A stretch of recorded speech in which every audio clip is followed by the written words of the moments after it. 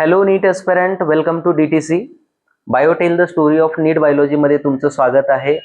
आणि आपण प्रत्येक चॅप्टरवर आणि चॅप्टर मधल्या टॉपिकवर खूप छान प्रकारे स्टोरी फॉर्म मध्ये तुम्हाला इन्फॉर्मेशन देतोय. तर तुम्ही नक्की स्टोरी ऐका आणि आवडल्यास लाईक शेअर कमेंट जरूर करा. आज मी एक नवीन चॅप्टर चालू करतोय ज्या चॅप्टरचं नाव आहे बायोमॉलिक्युल्स. आणि बायोमॉलिक्युल्सचा जो इंट्रोडक्शनचा पार्ट आहे तर तो आज आपण कंप्लीट करण्याचा प्रयत्न करू. बरं, आता इंट्रोडक्शन मध्ये काय सांगितलेलं आहे तर जर या चॅप्टरला तुम्ही वाचायला सुरुवात केली तर सुरुवातीच्या पॅरेग्राफ मध्ये सांगितलेलं आहे की तुम्ही जर लिव्हिंग टिश्यू आणि नॉन लिव्हिंग मॅटर यांना जर तुम्ही चेक केलं, या दोघांमध्ये कोणते इलिमेंट आहेत हे जर पाहिलं तर या दोघांमध्ये आपल्याला सिमिलर टाईपचे इलिमेंट पाहायला भेटतात. लिव्हिंग टिश्यू मध्ये तुम्ही ॲनिमल टिश्यू घ्या, प्लांट टिश्यू घ्या किंवा मायक्रोबियल पेस्ट घ्या. नॉन लिव्हिंग मॅटर मध्ये तुम्ही पीस ऑफ अर्थ क्रस्ट घ्या, जमिनीचा एक भूभाग घ्या, तुकडा घ्या किंवा एखादा खडक घ्या. आणि ज्यावेळेस आपण या लिव्हिंग आणि नॉन लिव्हिंग मॅटरला चेक करतो त्यावेळेस असं आमच्या लक्षात येतं की दोघांमध्येही सिमिलर टाईपचे इलिमेंट आहेत.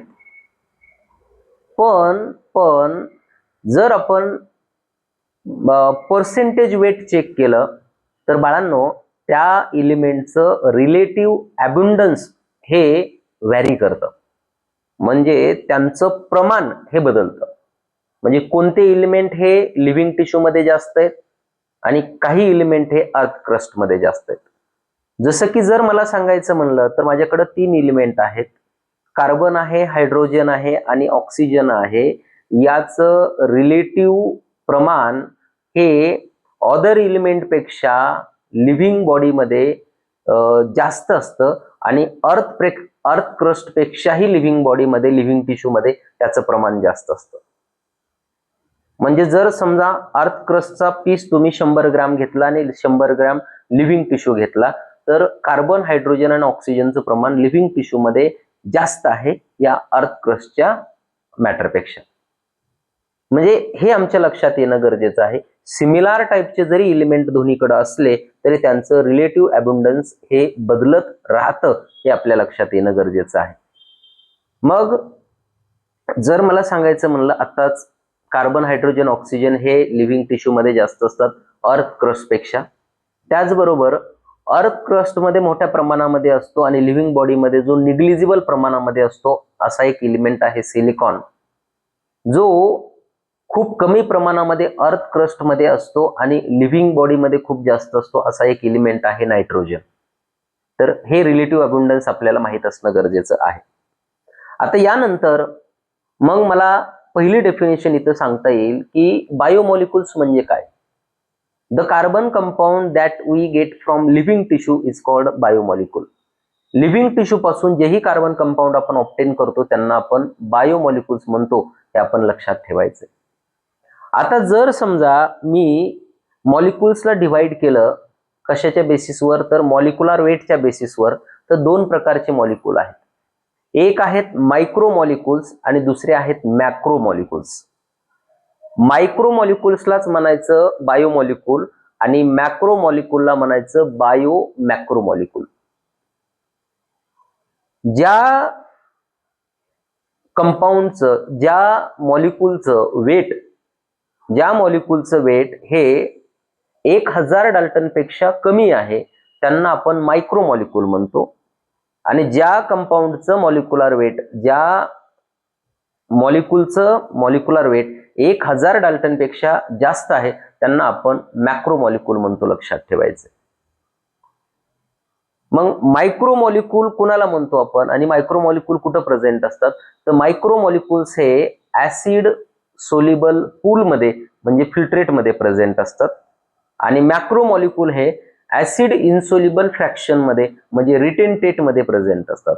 सर आता फिल्ट्रेट आणि रिटेंटेट काय, तर हे जस्ट मी आता पुढे तुम्हाला सांगणारच आहे.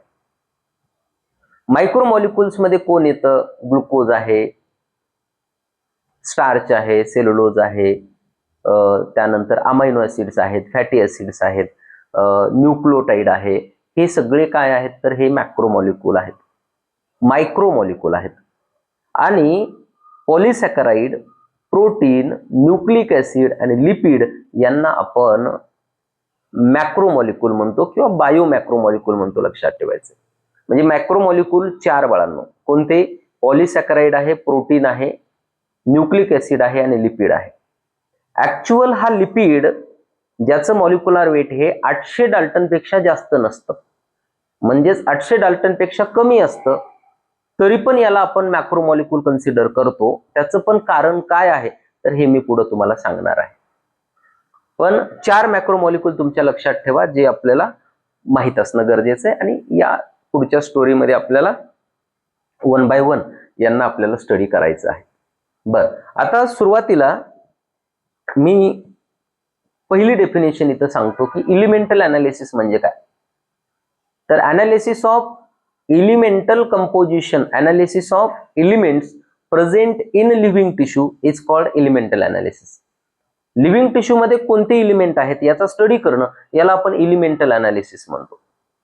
आणि मग इलिमेंटल अनालिसिस केल्यानंतर आपल्याला त्या लिव्हिंग टिश्यू मध्ये कोणते एलिमेंट आहेत हे आपल्या लक्षात येऊ शकतं. आता मी chemical analysis of living tissue हा माझा मेन टॉपिक आहे असं कन्सिडर करा. लिव्हिंग टिश्यू मध्ये कोणते केमिकल आहेत हे आपल्याला स्टडी करायचंय. आणि मग हे स्टडी करत असताना आपण काय करणार आहेत तर एक लिव्हिंग टिश्यू घेणार आहेत, एक लीप घ्या, झाडाचं पान किंवा पीस ऑफ लिव्हर घ्या. आणि लीप किंवा पीस ऑफ लिव्हर जे घेतलेलं आहे त्याला तुम्ही ग्राइंड करा, म्हणजे किसून घ्या. कशामध्ये तर ट्रायक्लोरो ऍसेटिक ऍसिड याच्यामध्ये त्याला ग्राइंड करून घ्या. आता ते ऍसिड आणि त्याच्यामध्ये हे किसलेलं टिश्यू यांच्या काय थिक स्लरी तयार होतील, एक मिक्सचर तयार होईल. त्याला काय करा, एका कॉटन क्लोथ मध्ये किंवा चीज क्लोथ मध्ये टाका आणि त्याला असं पिळून घ्या.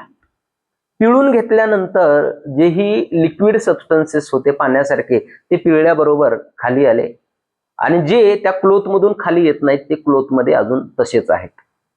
मग तुमच्याकडे आता 2 कंपोनंट भेटले. पिळून घेतल्यानंतर खाली आलेलं जे लिक्विड कंपोनंट आहे त्याला आपण फिल्ट्रेट म्हणतो आणि जे त्या क्लोथ मधून खाली आलं नाही त्या क्लोथ मध्ये जशाच तसं पाठीमागं आहे तर त्याला आपण काय म्हणतो, रिटेंटेट म्हणतो.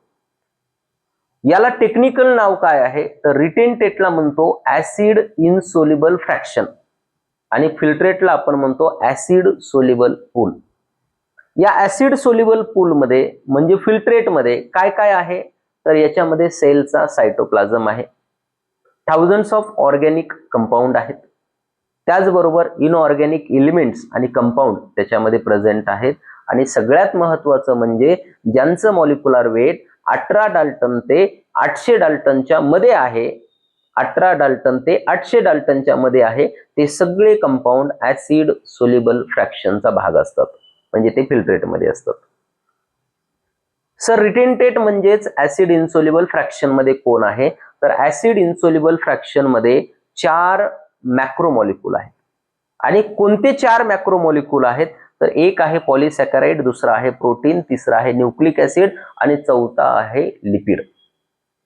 आता लिपिड बद्दल इंटरेस्टिंग गोष्ट सांगतो की बाळांनो लिपिडचं मॉलिक्युलर वेट हे 800 डाल्टन पेक्षा कमी आहे, तरी पण तो ऍसिड इनसोल्युबल फ्रॅक्शनचा पार्ट कसा. तर त्याचं कारण असं आहे की लिपिड हा सेल मेम्ब्रेन तयार करतो आणि सेलचे ऑदर मेम्ब्रेन पण तयार करतो. आणि ज्या वेळेस आपण टिश्यू ग्राइंडिंग करतो त्यावेळेस सेल स्ट्रक्चर डिस्टर्ब होतं आणि या सेल मेम्ब्रेनचं कन्व्हर्शन स्मॉल पीसेस मध्ये होतं आणि त्या पीसेस पासून छोटे छोटे वेसिकल्स तयार होतात. आणि हे जे लिपिड वेसिकल्स आहेत तर हे लिपिड वेसिकल्स वॉटर इनसोल्युबल आहेत, म्हणून ते फिल्ट्रेट सोबत खाली येत नाहीत, तर ते क्लोथ मध्ये बाकीच्या 3 मॅक्रोमॉलिक्यूल सोबत टिकून राहतात. म्हणजे बाकीच्या 3 कोण, पॉलिसॅकराइड, प्रोटीन आणि न्यूक्लिक ऍसिड सोबत ते क्लोथ मध्ये त्याच्यासोबत लिपिडचे वेसिकल्स टिकून राहतात, म्हणून लिपिडला आपण मॅक्रोमॉलिक्यूल म्हणतो. Lipid is not a strictly macromolecule. हा स्ट्रिक्टली मॅक्रोमॉलिक्यूल नाही. सर मॅक्रोमॉलिक्यूल कुणाला म्हणायचं, ज्यांचं मॉलिक्युलर 1000 डाल्टन पेक्षा जास्त आहे. लिपिडचं 800 पेक्षा कमी आहे तरी पण त्याला मॅक्रोमॉलिक्यूल का म्हणतो हे मी आता तुम्हाला सांगितलं. कारण त्याचे लिपिड वेसिकल्स हे वॉटर इनसोल्युबल असल्यामुळं यस फिल्ट्रेट मध्ये खाली उतरत नाहीत, ते बाकीच्या तिघांसोबत टिकून राहतात आणि म्हणून त्याला आपण मॅक्रोमॉलिक्यूल म्हणतो, ते आपल्या लक्षात आलं पाहिजे. पॉलिसॅकराइड, प्रोटीन आणि न्यूक्लिक ऍसिड हे बाळांनो पॉलिमेरिक कंपाऊंड आहेत. म्हणजे छोटे छोटे मोनोमेरिक युनिट एकत्र येऊन तयार होणारे हे कंपाऊंड आहेत, लक्षात ठेवायचे. पॉलिसॅकराइड हे मोनोसॅकराइड युनिट एकत्र येऊन तयार होतात. प्रोटीन हे अमायनो ऍसिड एकत्र येऊन तयार होतात. न्यूक्लिक ऍसिड हे न्यूक्लियोटाइड्स एकत्र येऊन तयार होतात. तसं लिपिड तयार होत नाही. लिपिड हा मॉलिक्युलर पॉलिमेरिक कंपाऊंड नाहीये. या तीनही मॉलिक्युलचं म्हणजे पॉलिसॅकराइड, प्रोटीन आणि न्यूक्लिक ऍसिडचं मॉलिक्युलर वेट हे 10,000 डाल्टन किंवा त्यापेक्षाही जास्त आहे. म्हणजे हे ट्रू मॅक्रोमॉलिक्यूल आहेत असं आपण म्हणू शकतो, लक्षात घ्या. म्हणजे पहिल्या एक्सपेरिमेंटमध्ये आम्हाला जे दोन कंपोनंट भेटले, फिल्ट्रेट आणि रिटेंटेड, याची ही इन्फॉर्मेशन आम्हाला माहित असणं गरजेचं आहे. बर, आता त्याच्यानंतर मला पुढचा पॉइंट असा सांगता येईल की दुसऱ्या एक्सपेरिमेंटकडे मी जाण्याचा प्रयत्न करतो की लिव्हिंग टिश्यू मध्ये इनऑर्गॅनिक एलिमेंट आणि कंपाऊंड कोणते आहेत हे चेक करायचे आपल्याला. तर हा एक्सपेरिमेंट करत असताना आपल्याला काय करायचं आहे, हा एक्सपेरिमेंट करत असताना आपण थोडासा लिटल डिस्ट्रक्टिव्ह एक्सपेरिमेंट करणार आहेत. आपण काय करणार आहेत, इथं पण एक लीफ किंवा लिव्हिंग टिश्यू घेणार आहेत, बरोबर आहे ना. आता याला घेतल्यानंतर आपण काय करणार आहेत, ज्यावेळेस त्याला लीफ हा ओलं पान आहे किंवा लिव्हिंग टिश्यू आहे विथ वॉटर असतं, त्यावेळेस त्याला वेट म्हणलं जातं. फ्रेश वेट किंवा वेट विथ वॉटर ज्यावेळेस त्याला मोजतो. आता आपण त्याला पूर्ण ड्राय करून घ्यायचं, वाळवायचं. वाळवताना वॉटर त्याच्यातलं निघून जाईल आणि खाली राहिलेलं त्याचं जे मास असेल, वेट असेल, तर त्याला आपण ड्राय वेट म्हणतो. आता हे जे ड्राय वेट आहे त्याला आपल्याला बर्न करायचं आहे, जाळायचं आहे. आणि जाळत असताना काय होईल, त्याच्यामध्ये जे कार्बन कंपाऊंड आहेत त्यांचं ऑक्सिडेशन होईल आणि बाहेर CO2 आणि वॉटर वेपर निघून जातील. आणि कंप्लीट बर्निंग झाल्यानंतर, जाळल्यानंतर खाली काय राहील, राख राहील, त्याला आपण ऍश म्हणतो. आणि मग या ऍशला, राखेला आपण तपासल्यानंतर आपल्या लक्षात येतं की याच्यामध्ये वेगवेगळे एलिमेंट आहेत. सोडियम आहे, पोटॅशियम आहे, कॅल्शियम आहे, मॅग्नेशियम आहे, हे एलिमेंट आहेत. त्याचबरोबर कॅल्शियम कार्बोनेट आहे, वॉटर आहे थोड्या प्रमाणामध्ये, वॉटर ऍशमध्ये थोड्या प्रमाणामध्ये, कॅल्शियम कार्बोनेट आहे, वॉटर आहे, सल्फेट आहे, फॉस्फेट आहे. तर हे सगळे इनऑर्गॅनिक कंपाऊंड त्याच्यामध्ये प्रेझेंट आहेत, हे आमच्या लक्षात येतं. एलिमेंटल अनालिसिस केल्यानंतर आमच्या असं लक्षात येतं की सेलचं जर कंपोजिशन आम्ही पाहिलं तर सेलच्या कंपोजिशन मध्ये मग कोणकोणते घटक प्रेझेंट आहेत. तर सेलच्या कंपोजिशन मध्ये आमच्या लक्षात येतं की सेलमध्ये जवळपास 70 ते 90% वॉटर असतं. त्यानंतर 10 ते 15% प्रोटीन असतं, 5 ते 7% न्यूक्लिक ऍसिड असतं, 3% कार्बोहायड्रेट आहे, 2% लिपिड आहे आणि 1% आयन्स आहेत.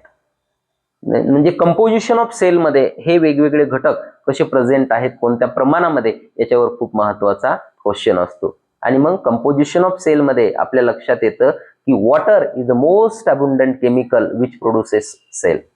म्हणजे सेलमध्ये सर्वात जास्त कोणता केमिकल आहे तर तो वॉटर आहे, हे आमच्या लक्षात येतं. मोस्ट अबुंडंट ऑर्गॅनिक कंपाऊंड कोणता आहे असं विचारलं तर तो प्रोटीन आहे, तो 10 ते 15% आहे, हे आपल्या इथे लक्षात येतं. बरं, यानंतर पुढचा पॉइंट मला सांगता येईल अनालायटिकल टेक्निक. अनालायटिकल टेक्निक आपण ज्यावेळेस वापरतो त्यावेळेस आपल्याला एखाद्या कंपाऊंडचा मॉलिक्युलर फॉर्म्युला आणि त्याचा स्ट्रक्चरल फॉर्म्युला आपल्याला माहित होतो. ज्यावेळेस आपण कंपाऊंड अनालिसिस करतो तर त्यावेळेस एखाद्या लिव्हिंग टिश्यू मध्ये कोणते ऑर्गॅनिक आणि इनऑर्गॅनिक कंपाऊंड प्रेझेंट आहेत हे आपल्या लक्षात येऊ शकतं. जर केमिस्ट्री पॉइंट ऑफ व्ह्यू जर आपण बघितलं तर आपण कंपाऊंड अनालिसिस करत असताना फंक्शनल ग्रुप शोधण्याचा प्रयत्न करतो. अल्डिहाइड कुठं आहे, कीटोन कुठं आहे, अरोमॅटिक कंपाऊंड कुठं आहेत असं. आणि ज्यावेळेस आपण बायोलॉजिकल कंपाऊंड अनालिसिस करतो बायोलॉजीमध्ये, त्यावेळेस आपण कंपाऊंडला क्लासिफाय करतो. हे न्यूक्लियोटाइड आहेत, हे नायट्रोजन बेसिस आहेत, हे अमायनो ऍसिड आहेत, बरोबर. तर अशा प्रकारे आपण त्याचं क्लासिफिकेशन कंपाऊंडचं करण्याचा प्रयत्न करत असतो. तर लक्षात घ्या बाळांनो, इंट्रोडक्शनच्या पार्टमध्ये ही पूर्ण इन्फॉर्मेशन आहे. पहिलं पेज विद्यार्थ्यांना वाचताना कधी कधी थोडंसं टफ वाटू शकतं, पण खूप इझी आहे. डेफिनेटली तुम्ही स्टोरी ऐका आणि छान प्रकारे रिव्हिजन करा. Thank you very much.